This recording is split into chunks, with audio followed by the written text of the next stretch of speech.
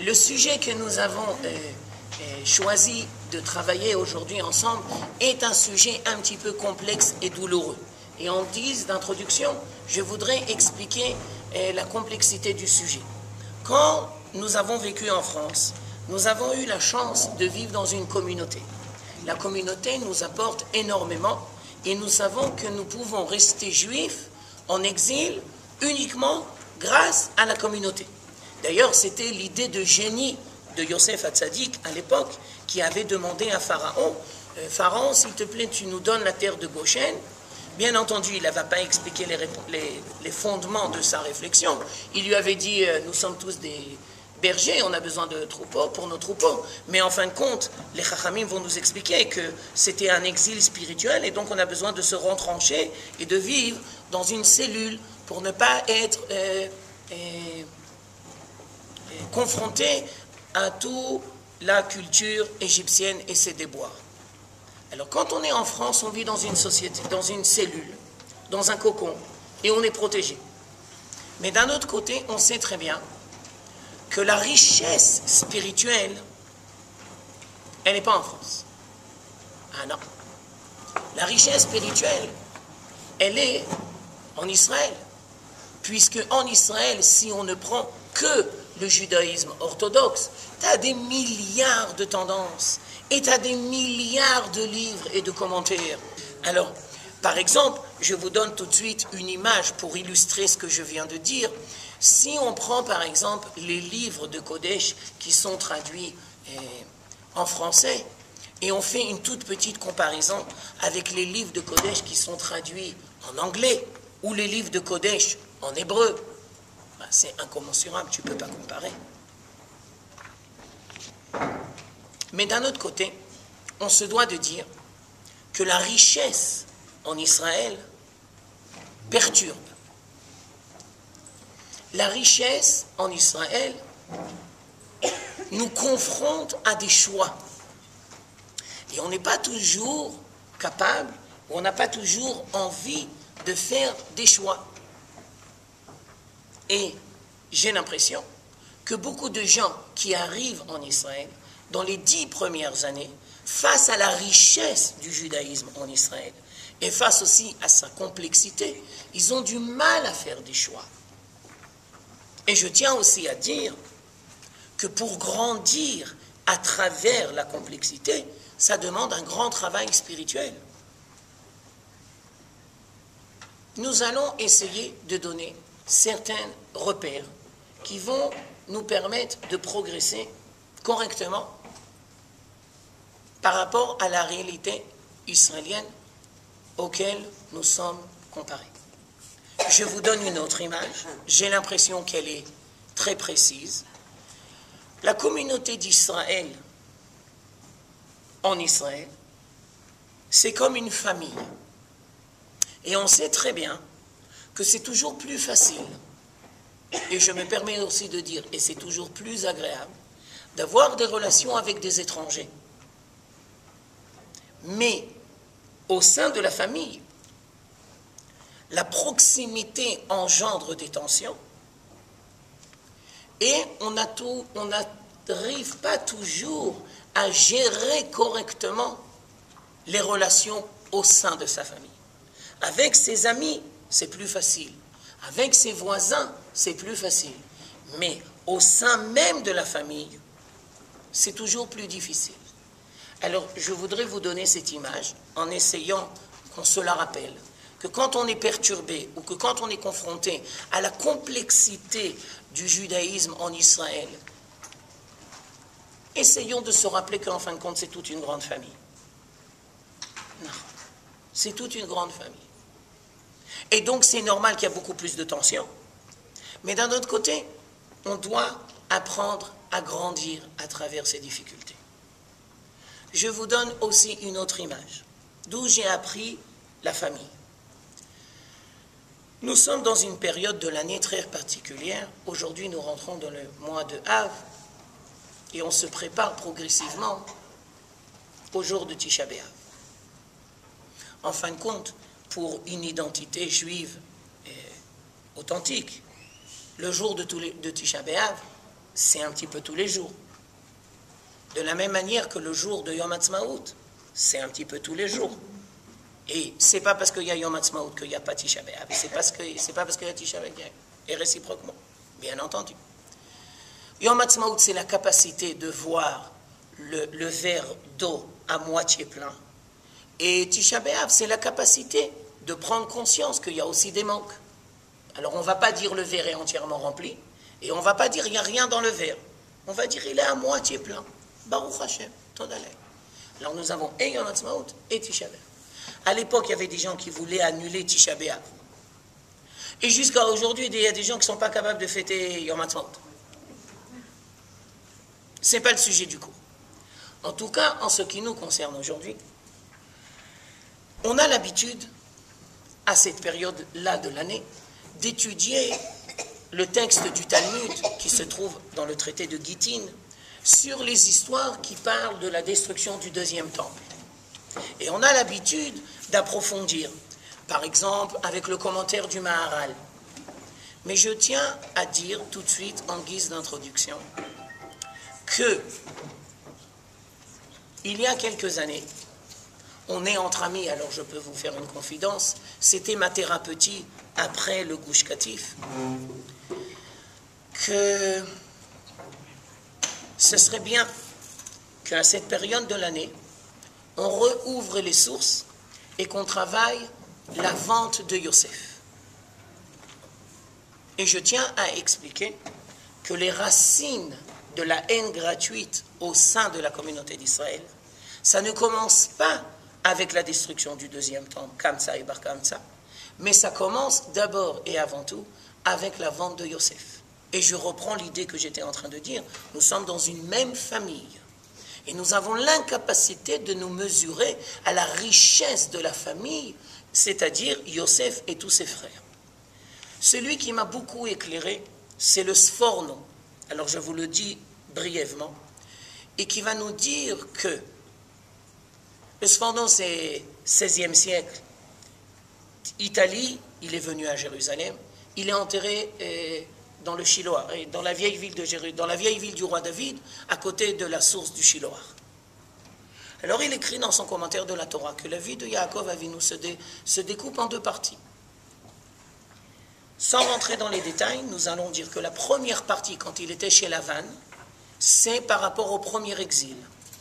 Et on tient tout de suite à expliquer, Yaakov est en exil, il n'est pas chez lui, il est chez Lavan, c'est le premier exil de la communauté d'Israël. Mais alors l'idée fantasmagorique du Sforno, c'est que la deuxième période de la vie de Yaakov, quand il revient en Eretz Israël, c'est la vente de Yosef, c'est la haine gratuite. Et ça, c'est le deuxième temple. Premier temple chez Lavan, deuxième temple, la haine gratuite. Et donc, je crois que le défi d'aujourd'hui, c'est d'être capable de gérer correctement la complexité de la communauté d'Israël, en sachant pertinemment qu'il y a des lignes rouges que l'on n'a pas le droit de dépasser. Ça s'appelle la haine gratuite. Beaucoup de gens ne font pas toujours attention à ce qu'ils disent. Ça arrive. Mais beaucoup de gens font des généralités. Et ils ont l'habitude de dire « Oh, aujourd'hui, la communauté d'Israël, en Israël, tout est pourri, vous ne voyez pas les problèmes, vous fabulez, monsieur le rabbin, vous n'êtes pas conscient de toutes les difficultés. » Alors, j'ai l'impression deux choses. D'abord, première chose, je tiens à dire que malheureusement, la communauté d'Israël ne prend pas le temps d'étudier son histoire. Et je vous invite à étudier l'histoire de la communauté d'Israël. Pas uniquement l'histoire qui est racontée dans la Bible, mais toutes les périodes historiques que nous avons traversées. Je tiens à dire que nous sommes nés il y a déjà pas mal d'années. Donc, on a du pain sur la planche. Et donc, on peut et on doit étudier l'histoire de la communauté d'Israël. Alors, beaucoup de gens me posent la question, mais à quoi ça sert d'étudier l'histoire? Alors, on répond, parce que ça nous permet d'avoir une vue globale et d'avoir une distance. Alors, à tous les gens qui disent aujourd'hui il y a la haine gratuite en Israël, alors on se doit de dire vous ne savez pas de quoi vous parlez. Vous ne savez pas de quoi vous parlez. Je vais vous donner 2 ou 3 exemples pour essayer d'avoir une image. À l'époque du premier temple, après le schisme, nous sommes dans le livre des rois, au chapitre 15, 16, 17. Nous avons la guerre civile entre le royaume d'Israël et le royaume de Yehuda. Alors je pose une question. Combien de gens sont morts à cette époque? Vous avez une idée? La guerre entre les Juifs. 80 000. 80 000. Alors pour vous donner une proportion, dans le dernier Yom HaZikaron, nous avons mentionné le nom et le nombre de tous les gens qui sont tombés, les civils comme les combattants. Et aujourd'hui, nous arrivons à 23 000. C'est beaucoup, mais ce n'est pas 80 000. Vous comprenez les proportions? Ça veut dire c'est 3 fois plus. 3 chapitres, 80 000. Je vous donne encore une autre image pour que l'on apprenne à relativiser. Dans cette période de l'année, nous avons l'habitude de lire La guerre des Juifs de Flavius Joseph. Alors bien entendu, ce n'est pas un livre de Kodesh, et donc on se devra d'étudier, mais de relativiser. On ne doit pas prendre chaque chose à la lettre. Flavius Joseph, en lui-même, c'est une grande histoire. Est-ce que c'est oui du côté des Juifs, oui du côté des Romains? C'est pas grave. Mais ce qui nous concerne à nous, c'est que à l'époque du deuxième temple, dans la journée, on faisait la guerre contre les Romains, et le soir, on s'entretuait. Ça s'appelle la haine gratuite. Ça s'appelle la catastrophe qui a touché la communauté d'Israël avec la destruction du deuxième temple. Je vous donne tout de suite un 3e exemple pour que l'on apprenne à relativiser. Malheureusement, nous savons qu'il y a déjà quelques années, il y a eu le meurtre de Yitzhak Rabin, mais nous savons aussi que toute la communauté d'Israël a été ébranlée et que tous les milieux ont pris conscience qu'ils se devaient de faire un travail de réflexion. Et on n'a pas dit aux gens, il faut allumer des bougies. Et là, tout le monde sont venus sur la place pour allumer les bougies en mémoire de Yitzhak Rabin. Et c'est le seul, alors qu'à l'époque de la destruction du premier temple ou du deuxième temple, malheureusement, la haine gratuite, ça courait les rues. Je récapitule dans l'introduction. 2 points. Premier point, nous sommes en Israël et nous sommes confrontés à une très grande richesse. Et donc, ça nous perturbe. Et on a du mal à se positionner par rapport à cette richesse. 2e point, pour bien se positionner, on doit toujours avoir un regard historique global qui nous permet de voir les choses avec un peu plus de perspective. Je rentre dans mon sujet. J'ai appelé le sujet unité mais pas unicité. Je pourrais aussi appeler le sujet en hébreu Yachid ou Beyachad. C'est-à-dire, dans un premier temps, je voudrais expliquer la responsabilité que nous avons, chacun d'entre nous, d'abord et avant tout, par rapport à nous-mêmes. Et on se doit de grandir, et on se doit de progresser, et on se doit d'avancer. C'est une erreur très grave de vouloir croire que la Chazara Bitchouva, ce sont pour les gens que l'on appelle laïcs, d'un air de dire, nous, les religieux, on est dispensés de Chazara Bitchouva. C'est une erreur très grave. Personne n'est dispensé de progresser. J'affine mon raisonnement. Nous vivons dans un temps contemporain où le plus important, c'est d'arriver au but. Il faut réussir. Alors nous, on dit, c'est une vision païenne. Le plus important, c'est d'avancer. Lo alecha amelacha ligmor. Tu ne dois pas arriver quelque part. Ta responsabilité, c'est de progresser. Je tiens aussi à expliquer que pour progresser, on doit toujours se rappeler d'où on vient. On ne peut pas sauter les étapes. Bien entendu, nous avons des parents, mais nous avons aussi des grands-parents. Et si toi, tu veux progresser et avancer, tu te dois de connaître et de respecter les générations qui avaient avant toi, de connaître leurs atouts, mais de connaître aussi leurs lacunes. bien entendu. Dans un premier temps, on se devra de faire un travail très personnel. Et je tiens à dire que personne ne peut faire ce travail à notre place. Alors, dans la feuille ici que je vous ai distribuée, nous avons deux côtés. Je commence avec une Mishnah qui se trouve dans la Masechet Sanhedrin. Alors, je reprends. Il y a des feuilles qui ont été distribuées. Il reste ici quelques-unes. Alors, les fichar, je commence avec la Mishnah de Sanhedrin. Nivra Adam Yechidi. Ah, il n'y en a plus. Il n'y en a plus. J'imagine que Madame Evelyne va en faire tout de suite. Je continue parce que le temps qui m'est imparti est un peu resté. Les ficha, nifra Adam Yechidi. Les lamdecha, shekol hame'abed nefesh achat mi-Israël, ma'ale alav hakatuv, ke'ilu ibed olam malé. Je saute à la fin de la Mishnah, là où il y a marqué les fichar. Kol echad ve'echad chayav lomar bishvili nivra haolam. Je ne traduis pas mot à mot, j'ai traduit l'idée de cette Mishnah. La grande question qui est posée ici, c'est pourquoi Dieu a choisi de choisir un seul être humain. Si ça devait être le début de l'humanité, eh ben, il n'avait qu'à créer toute l'humanité. Pourquoi il a commencé par un? Alors tu peux répondre une réponse très simple. Il faut toujours commencer par quelque chose. Oui, mais c'est un peu plus approfondi que ça. Alors la Mishnah veut nous dire qu'en fin de compte, chacun d'entre nous est un monde en lui-même. Et donc, de la même manière que l'homme a été créé unique, chacun de nous, on est unique en notre genre. C'est-à-dire, ce que toi tu peux faire, personne ne peut et ne doit le faire à ta place. Si tu es ici sur Terre, ça veut dire que tu as un rôle très, très particulier.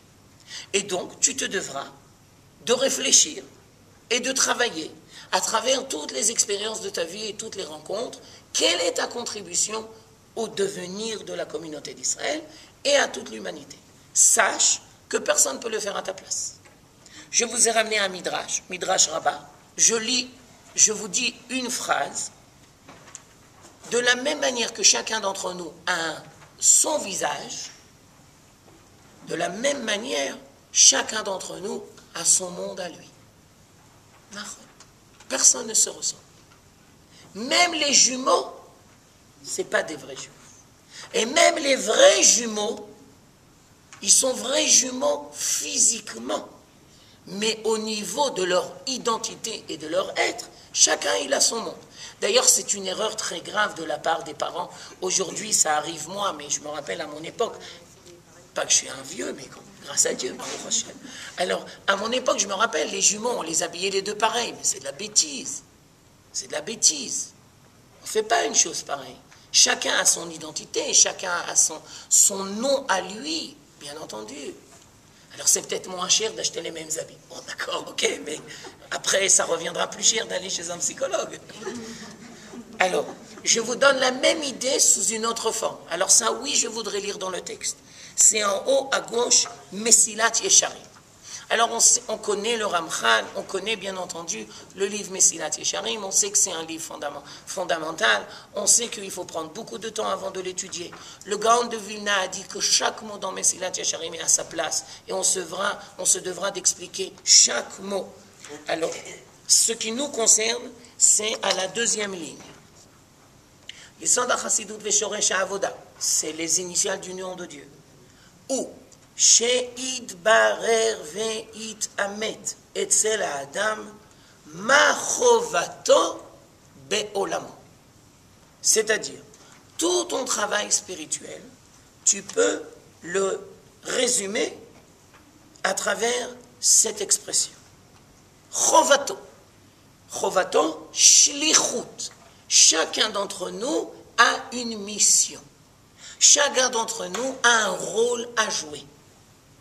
Et on se devra, tout doucement, à travers les expériences, à travers tout ce que l'on fait, de prendre le temps de réfléchir quel est le rôle que Dieu me destine?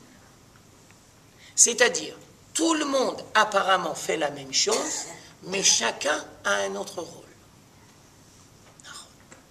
Chovato shlichut be'olamo, dans son monde propre à lui. Première explication de olamo, chacun d'entre nous a un monde qui lui est propre. Même dans le cadre d'une même famille, on sait très bien que dans un premier temps, tous les enfants sont autour des parents, mais qu'après, chacun fait sa vie. Et on sait très bien que c'est le rôle des parents d'essayer de mettre les enfants, chacun sur sa voie. Et on sait très bien que même si les enfants grandissent dans le même établissement scolaire, on sait très bien que chacun a sa voix et qu'on se devra de respecter et d'être à l'écoute de la voix de chacun. Si je veux dire la même chose selon le langage du roi Shlomo, dans les proverbes, Chanor la Nahar al pi darko, ça veut dire chacun il a sa voix, bien entendu. On l'a toujours dit et on le répète, peut-être pas pour vous, mais surtout pour moi, parce qu'on a tendance à l'oublier, que le rôle des parents, ce n'est pas uniquement de mettre des enfants au monde, mais le rôle des parents, c'est de grandir avec leurs enfants. Et plus les enfants grandissent, et plus nous sommes appelés à grandir, bien entendu. Et si nous ne sommes pas capables de grandir avec nos enfants, eh bien, il y aura des décalages, et il y aura des cassures. Chez les parents ou chez les enfants? Les deux. Bien entendu. Bien entendu. On continue. Sans douter, le 10 du mois de Av, c'est en fin de compte 2 mois avant le jour de Kippour. Dit Av, dit Tishrei, dit Elul, dit Tishrei. Ça veut dire mamash. Alors des fois ça fait un peu peur parce que déjà on rentre dans les fêtes de Tishrei. Alors on se rappelle le jour de Rosh Hashanah. Et je voudrais vous donner 2 dimensions du jour de Rosh Hashanah. Première dimension. Les Chachamim ont institué une phrase que nous avons du mal à comprendre. Le livre de la vie est ouvert devant toi. Nous savons, avec beaucoup de modestie, mais des fois aussi avec beaucoup d'impréhension, que la vie n'est pas entre nos mains. Alors, qu'est-ce que vous voulez, les Chachamim, nous enseigner avec cette phrase-là? Je ne voudrais pas dire les choses de manière crue. Mais je me permets quand même d'attirer l'attention que la vie est un cadeau et que ce n'est pas obligatoire. Alors on pose la question, mais vous les Chachamim, qu'est-ce que vous voulez nous enseigner? Première réponse. Si oui ou non, je vais continuer à être là, ici sur Terre, ça ne dépend pas vraiment de moi. Ce n'est pas moi qui décide. Alors c'est quoi la grande question de Rosh Hashanah? La grande question de Rosh Hashanah, c'est comme ça. Si tu décides de me donner la vie, qu'est-ce que moi je voudrais faire avec la vie que tu vas me donner? Ça, c'est la question qu'un juif doit se poser tous les jours et encore plus à Rosh Hashanah. Et je tiens à dire que nous sommes les acteurs de notre propre vie. Et nous devons créer notre vie de toutes pièces. Et personne ne peut et ne doit le faire à notre place.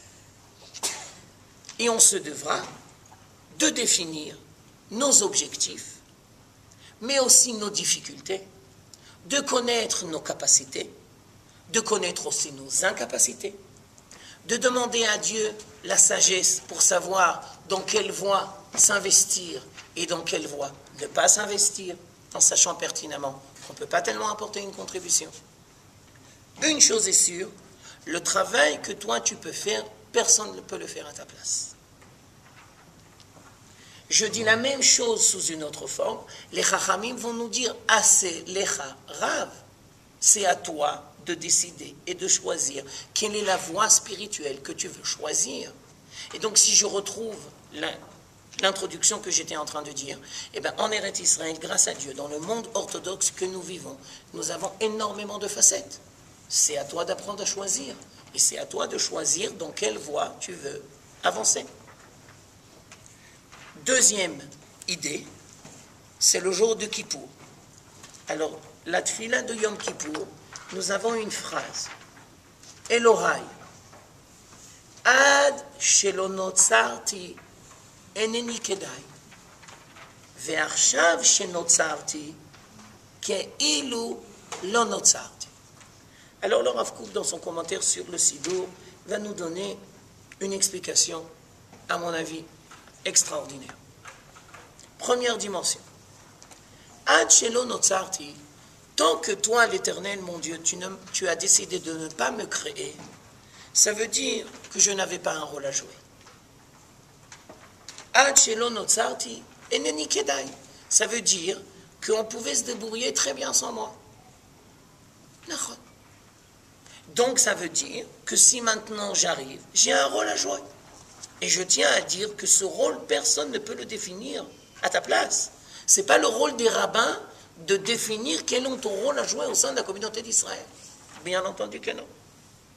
Les rabbins, ils peuvent aider, ils peuvent faire un tableau, ils peuvent rectifier, mais la prise de conscience et les décisions, c'est à toi de le faire. Au niveau personnel, comme au niveau collectif. Je fais ma aliyah ou je ne me fais pas ma aliyah? C'est toi qui dois prendre des responsabilités. Personne ne pourra le faire à ta place. On crée l'État d'Israël ou on ne crée pas l'État d'Israël? C'est à toi de le faire. On n'est pas dans une période où il y a la prophétie. Donc, on doit apprendre à assumer les conséquences de ses choix. Et on doit faire des choix. Je me marie avec un tel ou je ne me marie pas avec un tel? Ce n'est pas le rôle des rabbins de décider à ta place. Alors ça, c'est la première décision. Première dimension. Deuxième dimension. Ve'achav shenotzarti. Mais après que j'ai été créé, est-ce que j'ai été capable de tirer profit correctement des capacités que tu m'as données? Est-ce que je ne les ai pas gaspillées? Ke'ilu lo notzarti. Si vous me demandez la question, quelles sont les deux dimensions les plus chères dans la vie? Alors je répondrai, la santé et le temps. Ah oui. La santé. Sans la santé, on ne peut rien faire. Tout commence par la santé. Et donc c'est pour ça qu'on se doit d'entretenir sa santé. Et on se doit de travailler sa santé. À tous les âges. On a inventé le vélo. Ah oui, c'est pour ça qu'on a inventé le vélo. Entre autres. Pas uniquement. Le vélo, oui, mais pas les voitures de course. Formule 1, monsieur le maire, que Dieu le bénisse. Mais... pas besoin des Formule 1 à Jérusalem le vendredi. Mais le vélo, oui. Alors, première dimension, c'est la santé. Et deuxième dimension, c'est le temps. Ah ouais. Parce que le temps, tu peux pas. Le temps. Et d'ailleurs, il est 3h30, je termine à 4h15. J'ai commencé à l'heure, je termine à l'heure. C'est le temps. Le temps qui vous est imparti est terminé, monsieur. Non. Le temps, tu peux pas. Donc, c'est à toi de savoir l'utiliser correctement. Et c'est à toi de savoir rentabiliser ton temps. Je tiens tout de suite à dire que je n'ai pas dit l'argent. Ah non, je n'ai pas dit l'argent. Et je me suis permis aussi de dire, je n'ai pas dit ni l'épouse ni les enfants. Parce que si tu ne sais pas utiliser correctement le temps que tu as, même si tu es en présence des gens qui te sont le plus chers, tu ne sauras pas comment le faire. Parce que les relations avec les gens qui sont le plus chers, ça ne commence pas forcément par le temps. Ça commence par l'intensité de la relation. Et l'intensité de la relation, ça n'a aucun rapport avec le temps. Même s'il n'y a pas beaucoup de temps, mais il y a une relation intense. D'ailleurs, c'est pour ça qu'aujourd'hui, dans nos temps modernes, il y a une invention géniale qui s'appelle le SMS. Ah, ça, c'est génial, le SMS. Par exemple, votre fils ou votre petit-fils, il est à l'armée, tu ne le vois jamais. Tu lui envoies un petit mot. « Hey, salut mon amour, comment vas-tu? À la prochaine. » Voilà, ça suffit. Un petit mot. Et c'est un exemple parmi tant d'autres. C'est-à-dire, on se devra, dans l'étude de la Torah et dans la pratique des mitzvot, de trouver une dimension personnelle. Chacun fait la prière, chacun fait les mêmes mitzvot. Mais l'impact de la mitzvah sur l'âme, c'est quelque chose d'autre. C'est-à-dire, on ne devra pas se figer à l'image extérieure de la mitzvah, mais on devra comprendre que le rôle le plus important de la mitzvah, c'est la révolution intérieure que la mitzvah doit engendrer. N'importe quelle mitzvah. Même si extérieurement, ça semble la même chose. Mais l'impact à l'intérieur, pour chacun d'autre, il est différent. Pour chacun d'entre nous, il est différent. Mais on sait aussi que quand on met trop l'impact sur l'individu, on risque de tomber dans l'individualisme. Et donc maintenant, je voudrais rentrer dans la deuxième partie du cours, les dangers de l'individualisme. Comment on dit aujourd'hui individualisme? Mpichaloche. Tu montes dans le bus, ok. Seul.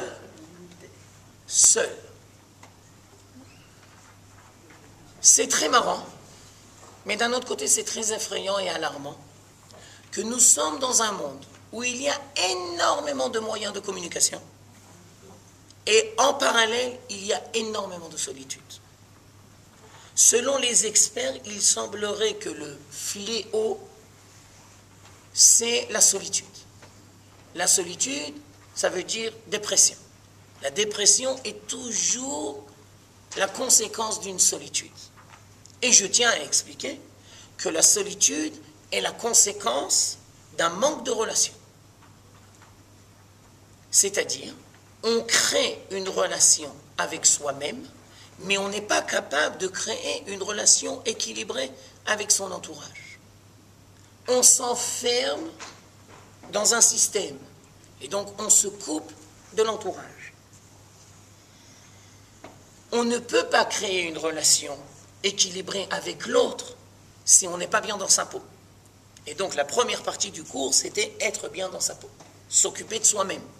Mais d'un autre côté, si on s'occupe que de soi-même, alors la société risque rapidement de tomber dans des gageures. Non. Alors je tourne la feuille avec votre permission et je vous donne deux exemples à des époques différentes.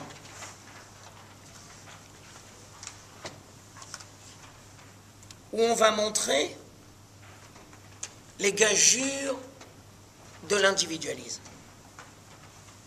Alors, première époque. En bas à droite, nous avons un midrash au nom de Eliyahu Hanavi, qui nous parle de l'époque de Shoftim.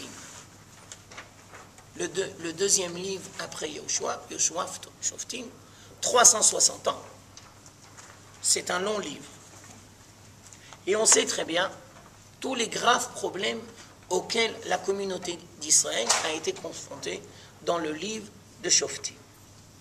À la fin du livre de Shoftim, on tombe à la catastrophe que 70 000 personnes de la tribu de Binyamin sont tombées mortes au combat. 70 000, c'est énorme. Shivim Elev Sheneheru Begivat Binyamin. C'était d'ailleurs les fruits d'une guerre civile. Pas la haine gratuite, mais une guerre civile. Et donc, maintenant va venir le Midrash. Mipnema Neheru. Alors là, je me permets de faire une toute petite introduction pour bien comprendre. Dans le vocable des Chachamim, il faut savoir deux dimensions très importantes. Il y a une formule qui s'appelle Sibot HaKrovot. Je vais tout de suite traduire et expliquer. Et à part ça, il y a une autre dimension qui s'appelle Sibot HaRechokot. Alors j'explique. Chaque fois qu'il y a quelque chose qui se passe, il y a toujours une conséquence, mais il y a toujours une cause. Chez les Chachamim, il y a ce qu'on appelle les causes proches. Sibot Krovot. Les Sibot HaKrovot, on les trouvera toujours dans les livres d'histoire, on les trouvera toujours dans les nouvelles, on les trouvera toujours à l'œil nu de l'être humain. Les Chachamim ne vont jamais parler des Sibot HaKrovot. Je vous donne deux exemples par rapport à la période dans laquelle on est. Qui a détruit le premier temple? Nabuchodonosor, que Dieu le maudisse. Oui, mais ça on n'a pas besoin de savoir, ça c'est connu. Quand les Chachamim vont nous dire qui a détruit le premier temple, ils ne vont pas dire Nabuchodonosor. Ou quand on va leur dire mais pourquoi le premier temple a été détruit, ben, ils ne vont pas dire parce que Nabuchodonosor et son empire de Babylonie, ils ont brûlé le temple. Ça on n'a pas besoin, ça c'est connu ça. Ou bien par exemple, qui a détruit le deuxième temple? Titus. Mais non. Ça c'est les Sibot HaKrovot, on n'a pas besoin de ça. Ça c'est bien pour les goïms, mais ce n'est pas pour nous. Ça nous avance à rien de savoir les nouvelles. Non, ça n'avance pas toujours à grand-chose de se bourrer la tête des nouvelles. Alors maintenant, les Chachamim ils posent cette question. C'est une question très grave. Mipnei man ergu. Comment se fait-il qu'on est arrivé à une catastrophe et que 70 000 personnes de la communauté d'Israël ont été exterminées, et je tiens à préciser, par la communauté d'Israël? Alors regardez la réponse. Les filles she'aya lahem, les Sanhedrin gdola, שהניח משה ויהושע ופנחס בן אלעזר עמהם, היה להם ללך ולקשור חבלים של ברזל במותניהם ולהביע בגדיהם למעלה מעקבותיהם ויחזרו בכל עיירות ישראל, יום אחד ללכיש, יום אחד לבית אל, יום אחד לחברון, יום אחד לירושלים, וכן בכל המקומות ישראל, וילמדו את ישראל דרך ארץ בשנה ובשתיים ובשלוש, עד שנתייבשו ישראל בארצם, כדי שיתגדל ויתקדש שמו של הקדוש ברוך הוא בעולמות, מסוף העולם ועד סופו.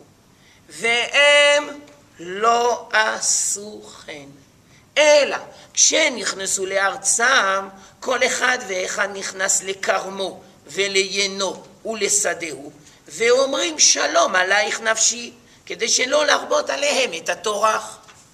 Ça s'appelle l'individualisme. L'individualisme, ça ne commence pas aujourd'hui. L'individualisme, c'est à l'époque de Shoftim. Mais le Midrash va encore plus loin. Là, comment on dit? Les mots me viennent en hébreu, 2 minutes. La société qui se décompose, il faut savoir que c'est toujours les conséquences d'une décomposition spirituelle. Ça commence avec une décomposition spirituelle et ça se termine avec une décomposition matérielle. Il prend de la drogue, il se saoule. Ça se termine matériellement. Ça commence spirituellement. Mais le texte du Midrash va encore plus loin. Et il va nous dire que la décomposition spirituelle des masses commence d'abord par la décomposition spirituelle des dirigeants. C'est un midrash très dur. Ça veut dire, quand les dirigeants spirituels ne font pas correctement leur travail, ça va engendrer une déchéance spirituelle chez les masses qui va engendrer une déchéance matérielle. Et je tiens à expliquer que les Chachamim de l'époque, c'est pas moi qui le dis. Jamais j'aurais osé dire une chose pareille. Mais c'est Tana de Velia. Que les Chachamim de l'époque se sont enfermés dans un système. Shalom alaich nafshi. Chacun s'est enfermé dans un système. Je tiens à dire, ils sont tous dans la Torah. Ce sont tous des grands de la Torah. Mais ils se sont enfermés dans un système. Tu t'enfermes dans un système, tu te coupes de la communauté d'Israël. Tu te coupes de la communauté d'Israël, tu dois savoir les conséquences. Et donc on dit que l'individualisme peut toucher tout le monde, même les dirigeants spirituels. Et donc, si j'essaye de faire un parallèle avec la première partie du cours, on se devra de trouver un équilibre entre son destin personnel et les responsabilités au sein de la communauté. Et on se devra toujours de travailler les deux dimensions. Et ce n'est pas toujours facile de trouver un équilibre entre le devenir personnel et les responsabilités collectives. Si on fait correctement le travail, alors je vous donne deux signes. On devra être capable de dire des fois non. Excusez-moi, je ne peux pas. Si tu veux être sincère avec toi-même, tu dois apprendre à dire non. Non ou à toi ou aux autres. Si tu ne sais pas dire non ou à toi ou aux autres, ça veut dire que tu n'es pas sincère. Et ça veut dire que tu ne te respectes pas. Et trouver l'équilibre entre ce destin personnel et les responsabilités collectives, ce n'est pas forcément quelque chose de facile. Mais on doit apprendre. Je vous donne encore un autre signe. Si tu dis toujours oui, tu risques de payer des conséquences. Ou les autres risquent de payer des conséquences.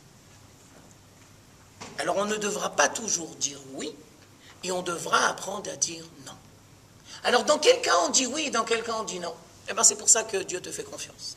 Alors il va te donner la Torah, et les Chachamim, et ton Sechel, et ton expérience, et ta vie, et tes parents, et tes amis, tous les outils pour que tu décides quand est-ce que tu dois dire oui et quand est-ce que tu dois dire non. Une chose est sûre, c'est que tu ne vas jamais dire oui de manière obligatoire et tu ne vas jamais dire non de manière obligatoire. Ça doit être le fruit d'une réflexion et ça doit être le fruit d'une pensée. Deuxième époque où on voit les déchéances collectives. Alors, nous sommes à la période de Shmuel. C'est après Shoftim. Et on est avec le premier roi Shaoul. Et le premier roi Shaoul a dû enrôler toute la communauté d'Israël pour relever le défi face aux ennemis. Et donc, quand il a su qu'il devait mobiliser toute la communauté d'Israël, il a décidé, je suis au verset Shmuel Aleph, Perek Yud Aleph, au verset Zayin. Vaikar Tsemed Bakar. Il a pris un grand bœuf. Vayenateche. Il l'a coupé en parties. Vaishlach bechol gvul Israël beyad hamalachim lemor. Asher eneno yotze achare Shaoul ve'achare Shmuel ko ya'aseh lebekao. Mobilisation générale. Personne n'est dispensé de venir. La communauté d'Israël est confrontée à un danger, tout le monde doit se sentir mobilisé. Je tiens à expliquer, on ne va pas rentrer dans le livre ni de Shmuel, ni de Yoshua, ni de Shoftim, mais je vous donne une petite grille d'analyse. Quand on était à la période de Yoshua, vous remarquerez que chaque fois il y a marqué Yoshua vechol ha'am, Yoshua vechol ha'am, Yoshua vechol ha'amo. C'est-à-dire chaque fois que Yoshua il a été au combat, il a été avec toute la communauté d'Israël. Et vous remarquerez que dans le livre de Shoftim, chacun s'est occupé de sa tribu. Chacun s'est enfermé dans un individualisme. Et donc, il savait que le était dans la poisse. C'est pas dans mon quartier, c'est pas dans mon école. Ça ne me concerne pas. Et donc, Shaoul et Shmuel veulent réparer les égarements de la communauté d'Israël pendant le livre de Shoftim. Et ils veulent essayer de revenir à la première période, celle de Yahushua. Et donc, Shaoul décide de donner à chacun des ossements et de leur dire, vous êtes obligés d'être mobilisés. Je fais très attention, parce que je ne voudrais pas rentrer dans de la démagogie, ni de la politique. Mais je me permets quand même de dire que, aux yeux de notre maître, le Rav Tzvi Yehuda à Cohen Kook, le fils unique du Rav Kook, personne n'est dispensé de ne pas participer au combat de la communauté d'Israël sur sa terre. On repousse, mais on n'est pas dispensé. On repousse, mais on n'est pas dispensé. La dispense n'existe pas. Et je tiens aussi à rajouter que même si, pour une raison X, Y, Z, ton rôle au sein de la communauté d'Israël, c'est d'étudier la Torah, tu ne le fais pas pour toi. Tu le fais pour la communauté d'Israël et pour les soldats. Et donc, au début de ta journée, tu dois dire « Mon étude est consacrée pour la réussite de la communauté d'Israël et des soldats. » Bien sûr, je vous donne un exemple, et c'est un exemple très précis. Aujourd'hui, au mois de Av, en Israël, il fait chaud. Oui, il fait chaud. Il fait très chaud, même. Et plus ça ira, et plus il fera chaud. Alors, si tu es en Israël en été et qu'il fait chaud, qu'est-ce que tu dois avoir dans la tête? Alors, il y a deux choses. Si tu es un petit vacancier de France, peinard, il fait chaud, génial, on va bronzer, Et donc, tu reconnais les Français, ils sont bronzés. Des kilomètres, tu les reconnais, ils sont noirs. Que Dieu les protège et que Dieu les bénisse. Mais si vous me demandez mon avis, quand il y a le soleil en Israël, eh ben, on ne doit pas chercher uniquement à se bronzer. Et là, on doit dire, Dieu, donne les forces à nos soldats. Parce que si moi j'ai chaud, alors eux, sur la frontière, du nord ou du sud, on s'en fout. Quand ils sont dans leur tank, c'est ça qu'on doit penser en Israël au mois de Av quand il fait chaud. Tu ne penses pas uniquement à toi et à ton devenir personnel. Toi, tu as ton petit mesgan peinard. Mais eux, ils n'ont pas le mesgan. Je tiens aussi à préciser, et c'est un non-sujet, et on ne va pas le faire maintenant, qu'au niveau militaire, dans la stratégie militaire, tous les combats se font toujours en été. C'est très rare qu'il y a des combats en hiver. S'il y a des combats en hiver, c'est Miftsa. Mais ce n'est pas Milchama. Milchama Shlom HaGalil. Quand est-ce que c'était, la première ou la deuxième? En été. En été, bien sûr. Parce qu'en été, c'est beaucoup plus facile, la journée est beaucoup plus longue, et on a beaucoup plus de lumière, et donc on fait toutes les guerres, c'est toujours en été. Bien sûr. La guerre de Kippour à la fin de l'été, la guerre des 6 jours au début de l'été, c'est toujours en été, mais bien sûr. Au niveau militaire, je parle. Alors je tiens à expliquer que les dangers de l'individualisme, c'est qu'on se coupe de la communauté d'Israël. Nous n'avons aucun droit de nous couper de la communauté d'Israël. Nous n'avons aucun droit. Et aucune réflexion spirituelle ne devra jamais, jamais, jamais nous amener à la conclusion que l'on doit se couper de la communauté d'Israël. Si tu te coupes de la communauté d'Israël, c'est le début de la fin. Celui qui nous a enseigné ça, c'était Moshe Rabbeinu. Ou avec la faute du Vaudor. Je tiens à expliquer que les 3 semaines, ça commence avec le faute du Vaudor et ça se termine avec la faute des explorateurs. La faute du Vaudor nous a dévoilé la grandeur de Moshe Rabbeinu. Si tu poses la question, qu'est-ce qu'on a appris de la faute du Vaudor? Mais à quoi ça sert la faute du Vaudor? On s'est planté et on a fait des erreurs. Qu'est-ce qu'on a appris? Réponse, on a découvert le vrai visage de Moshe Rabbeinu. Et je tiens à préciser que ce que Moshe Rabbeinu a dit à Dieu, si ce n'était pas marqué dans la Torah, on n'aurait jamais pu le savoir. Parce que c'est Moshe qui l'a dit à Dieu. Après, il a écrit. Mais nous, on n'était pas là-bas. Et qu'est-ce qu'il a dit, Moshe Rabbeinu? Mechenina misifrecha, efface-moi de ton livre. Ça veut dire, s'il n'y a pas de communauté d'Israël, je n'ai aucune raison d'être. On ne fait pas la Torah pour soi.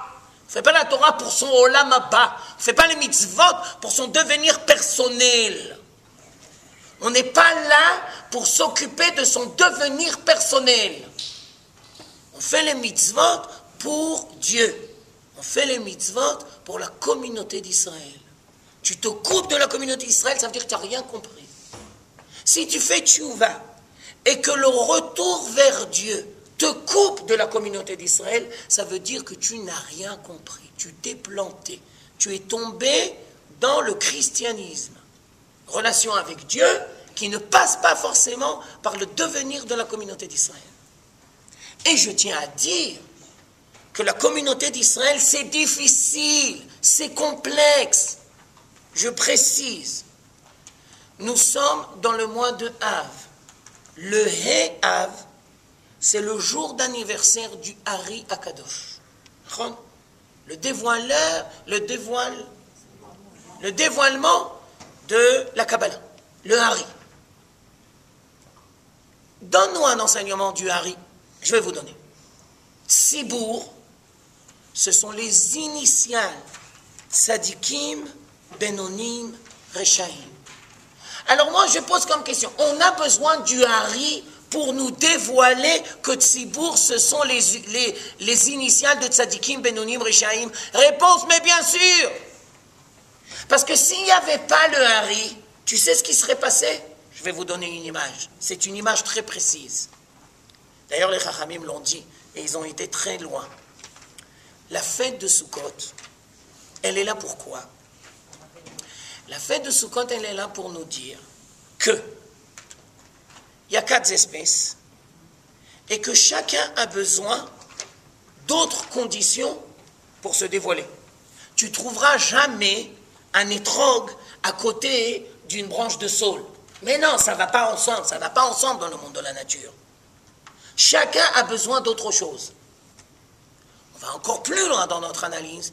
Quand on fait la pratique des mitzvot, on sait très bien que dans une main, il y en a 3, et que dans l'autre main, il y a l'étrog.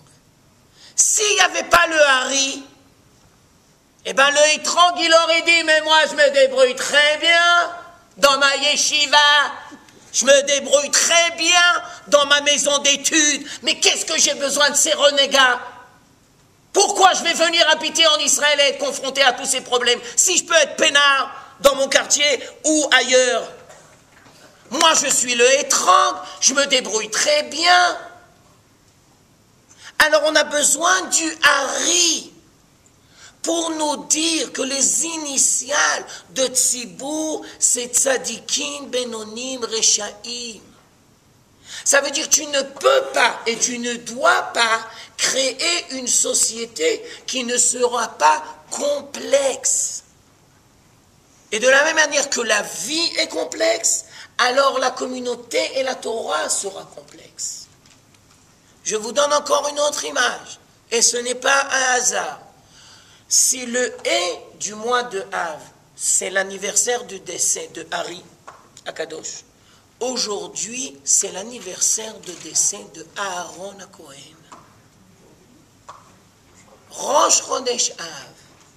Alors nous, on pose la question, mais qu'est-ce qu'on a besoin de le savoir dans la Torah que c'est l'anniversaire de Aaron? Alors, première réponse, si on est Sfaradi, on va allumer des bougies. Bah oui, on a besoin de le savoir, parce que chez nous, on allume la bougie. Et on allume le candel pour Aaron HaKohen, bien sûr. Non, mais plus profond que ça. Aaron HaKohen, c'est le remède pour empêcher d'arriver au 10 Av. La catastrophe de la qualité d'Israël, c'est qu'il y avait un seul Aaron à l'époque du deuxième temple. S'il y avait eu des milles et des millions de Aaron, on ne serait jamais arrivé à la destruction du deuxième temple. Alors le défi du mois de Av, c'est de créer des gens qui soient comme Aaron. Alors on explique. Alors ça, c'est très difficile. Je me permets de le dire, je vais rentrer dans un sujet très difficile. C'est facile d'en parler, mais il faut savoir que c'est très difficile dans la vie. Aaron, Oev Shalom, Verodev Shalom. Comment on fait la paix? Première réponse. Avant de faire la paix avec les Arabes, on devrait apprendre à faire la paix entre nous. Deuxième réponse encore plus profonde. On sera incapable de faire la paix avec les Arabes si on n'est pas capable de faire la paix entre nous. Ça ne commence pas par les Arabes, ça commence avec nous. Tant qu'on va nous bourrer la tête, qu'il faut absolument faire la paix avec les Arabes, que c'est le fond du problème, les Arabes, ça n'avancera à rien. Les Arabes sont des envoyés de Dieu sur terre pour nous faire prendre conscience qu'on doit faire un travail. Ça ne commence pas par les Arabes. Quand on aura fait notre travail, ça se fera tout seul. Mais bien sûr, c'est évident, ça c'est comme ça. Et s'il y a des gens qui ont des doutes, tu leur dis la guerre des 6 jours. Parce qu'il y a beaucoup de gens que quand tu leur dis, mais non, moi le rabbin, vous êtes un beau parleur, mais vous savez, dans la réalité, c'est un peu plus compliqué. La guerre des 6 jours, tu la connais, la guerre des 6 jours? Tu sais ce qui s'est passé? En 6 jours, combien? Tu sais où ils ont été? Et tu sais où la communauté d'Israël est revenue? 6 jours, en 6 jours. 2000 ans, 6 jours. Voilà, en 6 jours, on a complété 2000 ans d'exil. Mais c'est pas proportionnel. Oui, mais pour Dieu, on s'en fout. Pas proportionnel. Pour Dieu, c'est proportionnel. 2000 ans, 6 jours. Alors, je reprends le point du principe. Comment on fait la paix? Première dimension. Il faut savoir qu'il y a des différences. Il faut apprendre à gérer et à respecter les différences. On ne peut pas et on ne doit pas faire la paix. Ça veut dire faire un amalgame. Unicité. Non, on ne peut pas et on ne doit pas faire la paix en prônisant l'unicité. Tous pareils, tous pareils. Un seul moule. Je me permets de dire que dans les premières années de la création de l'État d'Israël, on a voulu nous mettre tous dans un moule. C'est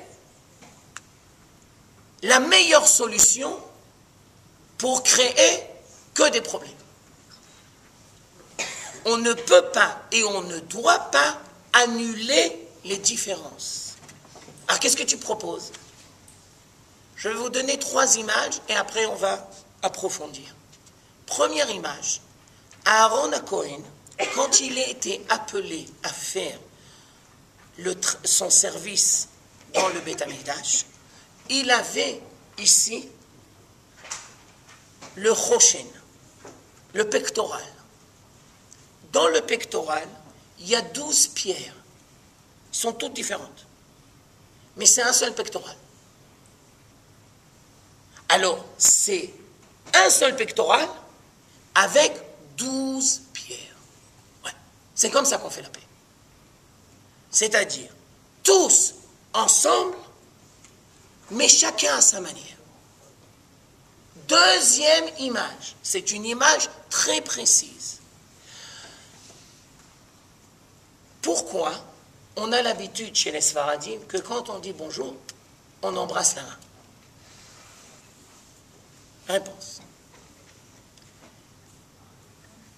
Chaque doigt, il est tous différent. Oui, mais c'est une main. C'est ça la paix. 2 mains se rencontrent, c'est 10 doigts différents et c'est 2 mains. Tu embrasses, c'est la présence divine. Je vous donne une image, c'est une image très précise. Ish, Isha, Zachou, Shrina Bene. Alors, entre hommes et femmes, ça se fait... Non, on ne fait pas. 2 hommes, 2 femmes. Ish, Isha, Shrina Bene. Tu respectes la différence. Mais ensemble. Tu ne vas pas faire un amalgame où c'est tout le monde pareil. Non. Ish, Isha, Shrina Bene. 3e image. Quel était le rêve de Yaakov Avinu? Il avait créé une tunique multicolore et il l'avait donnée à l'époque à Yosef. Cette tunique-là, c'était en fin de compte le Choshen. La tunique de Yosef, c'était le Choshen du Kohen Gadol. Alors eux, ils n'ont pas été capables d'accepter que ça soit chez Yosef. Mais ça ne veut pas dire que le principe n'est pas vrai. Le principe, il est vrai, et ça sera chez Aaron HaKohen. Je vais encore plus loin dans mon analyse. Après, j'écoute la question. Excusez-moi, je n'ai pas compris. Qu'est-ce que ça veut dire que Yaakov lui a donné une tunique multicolore, et alors il a donné à Yosef? Non, alors, il aurait voulu que le rôle du Kohen Gadol, ce soit Yosef qui le fasse. Mais la communauté d'Israël n'était pas prête. Mais dans le principe, un habit avec beaucoup de couleurs. Vous comprenez? C'est-à-dire, c'est un habit, mais c'est 12 pierres. Alors, je vous donne encore une autre image. À l'époque du premier temple et à l'époque du troisième temple, chaque tribu de la terre d'Israël a une parcelle de terre qui lui convient. Et il faut savoir qu'on ne peut pas habiter n'importe où. Et chacun d'entre nous a une place qui lui revient en Eretz Israël. Il y a une Gemara dans Psachim qui dit comme ça, il y avait un bonhomme, il rêvait. C'est quoi ton rêve? C'est quoi ton rêve? Une maison à côté de la mer. Il devait être djinn ou marocain, ça lui rappelait. Une maison à côté de la mer. Chez nous, à la Goulette, il y avait une maison à côté de la mer. Alors, la Gemara vient et dit, il était de Zvouloun. Il était de Zvouloun. La tribu de Zébulon. Non, c'est pas grave, c'est pas grave. La tribu de Zébulon. Il faut traduire en français. La tribu de Zébulon. Il y avait un film, Pollux et Zébulon, il n'y a aucun rapport. La tribu de Zébulon. D'accord? D'accord? Alors ça veut dire quoi? Ça veut dire que chacun d'entre nous a une identité. Et que cette identité-là, elle trouve son épanouissement dans une parcelle de la terre d'Israël. Et il y a un lien très profond entre chaque tribu et la parcelle de terre d'Israël. Aujourd'hui, malheureusement, l'exil, mais des fois, dans la Gemara de Baba Metzia, ça s'appelle Chen Hamakom al Yoshvav. Chen Hamakom al Yoshvav. Tu ne peux pas habiter n'importe où. Alors, je tiens à préciser que le rôle de Jérusalem, c'est de rassembler toute la communauté d'Israël. Mais je tiens à préciser que tout le monde n'est pas appelé à être Hiérosolomita. Ah, c'est bien sorti ça. Hiérosolomita. Ça veut dire habitant de Jérusalem. Tout le monde n'est pas appelé à être habitant de Jérusalem. Mais je tiens aussi à préciser que tous savent pertinemment que Jérusalem n'appartient à personne, elle appartient à tout le monde. Jérusalem n'appartient pas aux habitants de Jérusalem. Elle appartient à toute la communauté d'Israël. Je vais encore plus loin dans mon analyse. En espérant qu'ils m'écouteront. Madame a dit très justement, il faut le dire aux promoteurs, parce que les promoteurs à Jérusalem... Alors, je tiens à expliquer que si j'exprime correctement ma pensée, ça voudrait dire, je vous donne une image, l'échelle de Yaakov Avinu, les anges qui montent et qui descendent, nous on est appelés à faire exactement la même chose. Jérusalem, Elat, Jérusalem, Kirat Shmona, Jérusalem, ça veut dire il y a un centre, et je tiens à préciser, et c'est une image très précise, que quand on fait un cercle, tous les points sont dans la même distance. Et donc, Jérusalem, c'est le centre.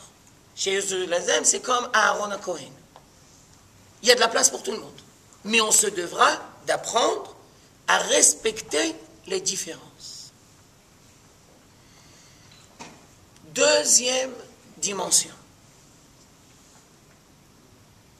Dans ta bibliothèque à toi, tu peux, et des fois on va dire tu dois, ça dépend de tes responsabilités, avoir une bibliothèque très riche. Non. Surtout si tu es appelé à être dirigeant de communauté, parce que tu te dois de trouver un langage commun avec énormément de personnes. Tu n'as pas besoin d'être Lubavitch, mais c'est évident que tu connais le Baal HaTanya. Tu n'as pas besoin d'être Braslav, mais c'est évident que tu connais l'écoute Moharan. Tu n'as pas besoin d'être Rav Kook, mais tu connais les écrits du Rav Kook, c'est obligatoire. Alors, dans ta bibliothèque, il y a de la place pour tout le monde. Mais d'un autre côté, tu te devras de choisir. Je vous donne une image et elle est très précise. Il y a un arbre. Nous avons tous des racines. Il y a un tronc. Ça, c'est le choix spirituel que tu décides de faire. Après, il y a des branches et des fruits. Ça veut dire les enrichissements. Alors, dans un premier temps, tu te devras de construire ton tronc à toi. Tu te devras de choisir. Alors, il y en a un qui dit, moi, je suis Chabad. Moi, j'ai décidé, c'est ma facette à moi dans le judaïsme, je suis Chabad. L'autre, il est Braslav. L'autre, il est Rav Kook. L'autre, il est Sfaradi. L'autre, il est Lituanien. L'autre, il est Chassidi. Ça veut dire, on est tous dans le monde de la Torah, mais on a chacun sa facette. Ça, c'est le tronc. Et on se devra de choisir une facette pour grandir. Mais après, on devra apprendre à s'enrichir et à enrichir les autres. Mais je tiens à dire qu'il y a un grand danger, malheureusement, chez les gens religieux, c'est que quand il y a un qui a une identité, il veut l'imposer forcément à tous. Ah, ça, c'est une erreur. Tu ne peux pas imposer, tu ne peux que proposer, mais tu ne dois pas imposer. Je vous rappelle l'image. Le pectoral, il y a 12 pierres, il y a 12 tribus. Et donc, il y a des fruits, mais il y a un tronc. Et on ne peut pas sauter les étapes. La bibliothèque, c'est les fruits. Oui, mais d'abord, il y a eu un tronc. Et tu as grandi dans un tronc. Et donc, on doit apprendre à choisir. Et je tiens à dire que j'ai l'impression que beaucoup de gens ont du mal à choisir dans la vie. Et donc, ils ne progressent pas, ils n'avancent pas. Parce que, par exemple, je suis un peu fatigué. Si je bois de l'eau, ben, ça veut dire que je ne bois pas du café. Je ne peux pas boire du café et de l'eau. Maintenant, je bois de l'eau. Je ne bois pas du café. Après, plus tard. Et maintenant, je bois de l'eau. Alors, il y a beaucoup de gens qui ont du mal à choisir. Parce qu'à partir du moment où ils ont de l'eau, et au lieu de kiffer avec leur eau, mais où il est mon café? Mais maintenant, tu ne peux pas le café. Mais j'aime tellement le café. Mais maintenant, tu as l'eau. Profite de l'eau. Non, mais moi, j'aime aussi le café. Tu ne peux pas choisir. Il faut apprendre à choisir. Et il faut apprendre à accepter les conséquences de ses choix. Ça n'existe pas un choix sans conséquences. Bien sûr. Alors, mon ami, Michael Aboulafia, le comment on dit? Psychothérapeute, merci beaucoup, psychothérapeute. Alors, il dit toujours comme ça. Ouais, d'accord. Alors, il dit toujours comme ça, que la différence entre un adulte et un jeune adolescent, c'est que l'adolescent a du mal à accepter les conséquences de ses choix. Et l'adulte, c'est celui qui sait choisir et accepter les conséquences de ses choix. Au niveau matériel ou au niveau spirituel?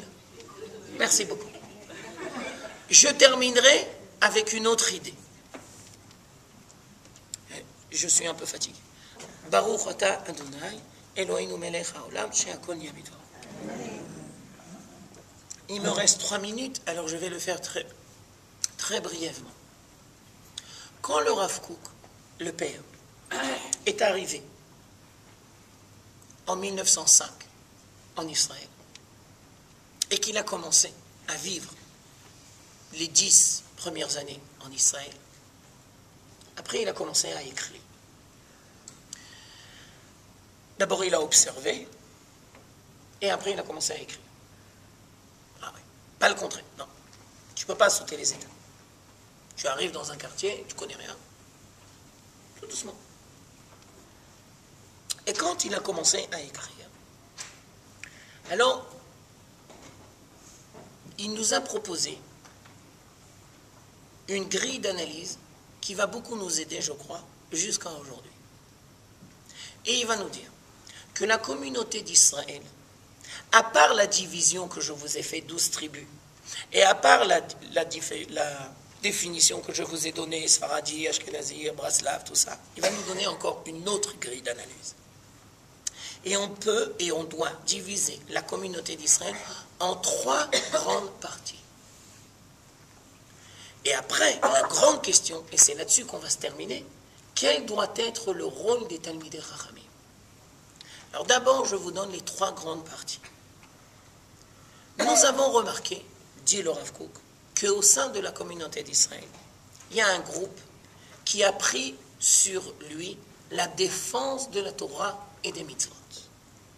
Et il sent que c'est son rôle, et que chaque fois qu'il y a des égarements, il tire la sonnette d'alarme. Ça s'appelle l'orthodoxie. Et il fait exprès d'utiliser un mot grec, on ne va pas rentrer là-dedans. L'orthodoxie. Et donc, il décide d'être les défenseurs de la parole divine, et que chaque fois qu'il y a des égarements, on tire la sonnette d'alarme. Continue le Rav Kook son analyse, et il va nous dire, mais on a remarqué aussi que nous avons un deuxième groupe au sein de la communauté d'Israël qui a pris sur lui de reconstruire la société israélienne sur son état. Ça s'appelle Leumiyut Achadasha. Leumiyut Achadasha. A Kodesh, a Uma, a Orthodoxia, a Leumiyut Achadasha. Parler hébreu, redevenir hébreu, si j'utilise les termes de notre maître Manitou. Mais, continue le Rav Kook et va nous dire, nous avons une 3e partie qui s'appelle l'homme, l'humanisme, être en rapport avec le monde ambiant. Pas s'occuper du devenir de la communauté d'Israël par rapport à elle-même, mais le rôle de la communauté d'Israël qu'elle doit avoir avec les autres nations. On peut, de manière très vulgaire, dire que ça ressemble un peu au découpage politique que nous avons aujourd'hui en Israël. La gauche ou l'extrême gauche, qui sont beaucoup à l'écoute de tout ce qui se passe dans le monde, et des fois ils sont trop, et ça se fait aux dépens de nos soldats ou de la société israélienne par rapport à elle-même. La droite israélienne et les mouvements orthodoxes. La grande question, et c'est là-dessus que je terminerai, quel doit être le rôle des Talmidei Chachamim en Eretz Israël dans les temps de la délivrance? Réponse. Ils n'appartiennent à personne. Ils appartiennent à tous. Être capable de voir les dimensions vraies qu'il y a chez chacun. Aussi bien dans les relations personnelles et aussi bien dans les relations de la collectivité. Quand il y aura des égarements, ce sera leur rôle. Excuse-moi, tu as été trop loin. Excuse-moi, ça se fait au détriment de. Et donc, on terminera et on va dire que pour créer l'unité de la communauté d'Israël, on se devra d'aller vers l'harmonie. Il y avait un très joli livre, d'ailleurs notre ami Michael, il vend des livres, même des livres d'occasion. Alors il y avait un livre très joli du grand rabbin Munk, vers l'harmonie. Alors si je veux récapituler tout ce que j'ai dit, vers l'harmonie. Que Dieu vous bénisse. Merci beaucoup.